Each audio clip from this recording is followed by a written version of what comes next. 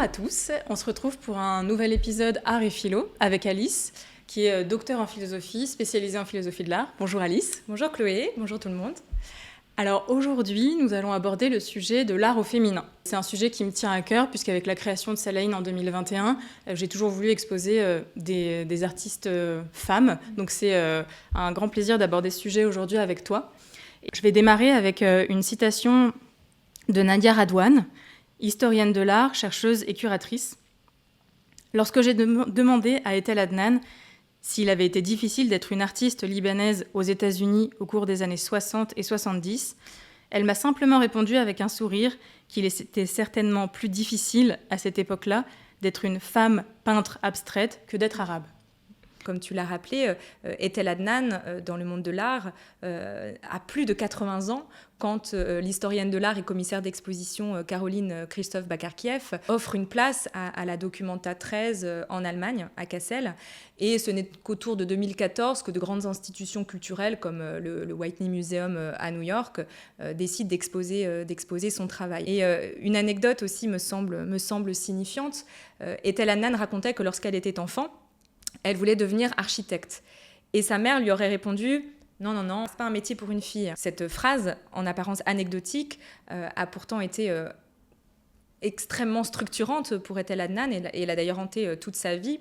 Et elle a choisi l'art comme un lieu d'émancipation, comme un moyen d'exister en dehors des codes et en dehors des rôles attendus. Elle vit en dehors des codes, en dehors du cadre, mais c'est pas pour autant qu'elle met le chaos dans son œuvre. Non, c'est vrai.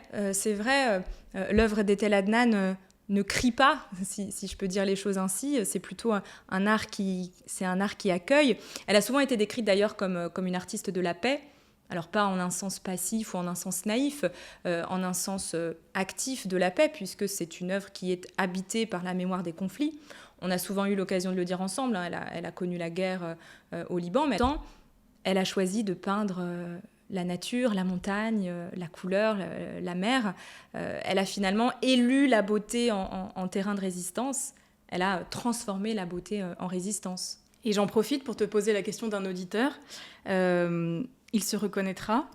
Qu'est-ce que l'art au féminin aujourd'hui entre esthétique essentialiste et altérité plurielle ? C'est une question assez pointue qu'on nous a posée. Merci pour ces questions. Belle question, pointue, effectivement. Est-ce que tu peux peut-être rebondir là-dessus et par rapport à ce que tu venais de nous dire ?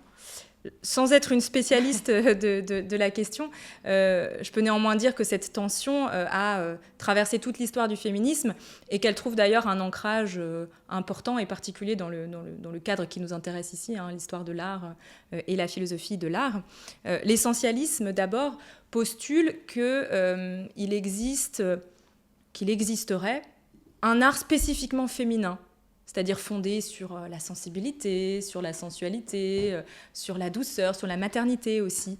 Et donc il existerait une manière toute féminine de créer. Ce discours, même s'il est en apparence valorisant, a en fait souvent servi à assigner les femmes à une esthétique mineure, à une esthétique purement décorative.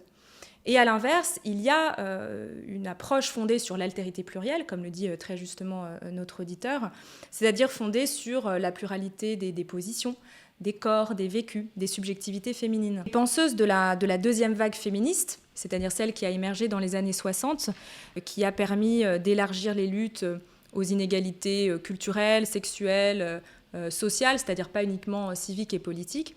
Donc des penseuses de cette vague-là, comme Simone de Beauvoir, Kate Millett ou Lucie Iragaray, se sont par exemple attelées à montrer que le féminin n'est pas un destin. C'est plutôt une construction sociale. On ne naît pas femme, mais on le devient. Donc elles se sont attachées à déplacer les subjectivités féminines en dehors des normes, et c'est ce que l'on appelle la position constructiviste au sein du, ou plutôt des féminismes. Je dirais que Etel Adnan, elle se place plutôt dans cette seconde mouvance, puisqu'à aucun moment elle ne cherche à représenter la femme, à représenter la féminité, selon un sens de la représentation qu'on avait d'ailleurs donné dans une première vidéo, c'est-à-dire représenter au sens de mettre à distance pour généraliser, pour essentialiser quelque chose. Donc Etel Adnan, c'est pas ce qu'elle fait, elle ne cherche pas à essentialiser la féminité, elle parle Et elle part toujours de sa propre expérience, de son propre ressenti de femme, mais elle ne s'y enferme pas pour autant. Donc elle rejoint cette forme d'altérité plurielle qui est non figée, qui est mouvante, et que d'autres penseuses féministes ont d'ailleurs théorisé, comme Judith Butler ou Rosie Braidotti. C'est-à-dire l'idée qu'il n'existe pas un seul féminin, mais plutôt des féminins, des vécus féminins, et qu'il existe surtout de multiples voies d'expression de ces féminins, de ces féminités, et a fortiori qu'il n'existe pas une esthétique unique pour en parler. Donc sous ce prisme, l'art devient un lieu de désidentification, de déhiérarchisation, c'est-à-dire un lieu d'expérimentation des formes multiples d'être femme. Et elle en parle de la complexité des féminins. Elle en parle dans son livre « Des villes et des femmes », que j'ai déjà pu citer dans le précédent épisode. Est-ce que tu peux ajouter quelques éléments là-dessus ? Oui, alors c'est un recueil de lettres. C'est des lettres qu'elle avait écrites dans les années 90 et qui a ensuite donné lieu à ce livre-là. On le décrit souvent, ce livre, comme étant une balade méditative, parce qu'elle y parle de féminisme, bien sûr, elle y parle du monde des femmes dans le milieu arabe. Elle parle aussi du rapport entre les femmes et la peinture. C'est aussi un livre où elle parle des différences entre les femmes du monde arabe et celles qui habitent l'autre rive de la Méditerranée. Mais c'est également, ou plus généralement... Elle voyage à Rome, Paris... Absolument, absolument. Et justement, au travers de ces voyages, elle se rend compte que les féminités s'applique certes à tout un panel de femmes très, très différentes, singulières et particulières, mais aussi à un ensemble de choses, comme la vie, comme la mort, un décor, la mer. Donc les féminités, ce sont les femmes, de manière très inclusive, mais ce sont aussi les choses qui nous entourent et qui nous habitent. Alors, est-ce que tu peux sortir un petit peu du cadre de l'art pour nous parler du féminisme du point de vue philosophique ? Oui.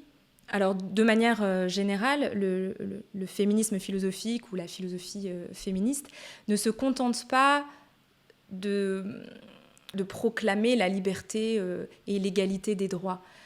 Il interroge ce féminisme philosophique plus fondamentalement la structure même de la pensée socioculturelle, qu'elle soit occidentale ou non, qui a longtemps exclu, peut-être encore aujourd'hui, les femmes, ou en tout cas qui les a enfermées ou figées dans des rôles allégoriques.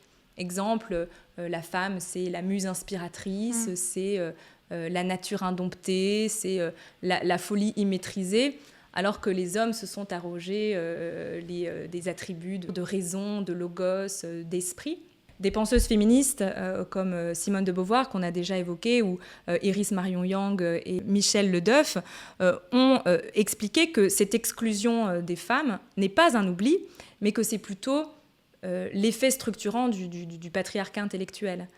Et du coup, ce féminisme-là, il essaie bien sûr de retrouver une place pour les femmes à l'intérieur des cadres, mais aussi il interroge l'existence même de ces cadres, l'existence des cadres, l'histoire des cadres, la direction de ces cadres d'un point de vue historique, mais aussi ontologique, c'est-à-dire en essence, qu'est-ce que c'est ? Et pour ce faire, il se pose de grandes questions cruciales en philosophie. Qu'est-ce qu'un sujet pensant ? Qui a le droit de penser ? Pourquoi l'universel a-t-il historiquement préféré le masculin ? Et surtout, comment faire pour changer notre manière de penser ? Etel Adnan ne s'inscrit pas en propre dans ce courant philosophique féministe, mais par ses gestes intellectuels et créatifs, artistiques, elle semble quand même répondre à ces différentes questions qu'on a posées. Elle refuse notamment les oppositions binaires très tranchées qui seraient héritées d'une forme de rationalisme abstrait. Elle refuse l'opposition entre le corps et l'esprit, qu'on hérite du dualisme cartésien et de manière plus ancienne encore du dualisme platonicien. Elle refuse aussi les oppositions entre l'image et le langage, entre l'intelligible et le sensible, entre l'émotion et la raison. Elle recherche dans son acte d'écriture et dans son acte de peinture quelque chose de beaucoup plus fragmentaire, de beaucoup plus parcellaire, de plus circulaire aussi, de plus intuitif, à rebours finalement de la linéarité logique et de la rigueur démonstrative qu'on peut plus volontiers associer à à une forme de pensée masculine qui serait enfermée dans un intellectualisme et un logocentrisme, c'est-à-dire une manière de penser très intellectuelle et très logifiée. Vaste sujet, on pourra le réaborder avec plaisir dans d'autres épisodes. Un grand merci. Merci à toi. Et on se retrouve la semaine prochaine pour la dernière vidéo du cycle où, comme pour l'épisode 3, nous aborderons un sujet de terminale. À la semaine prochaine. Au revoir tout le monde.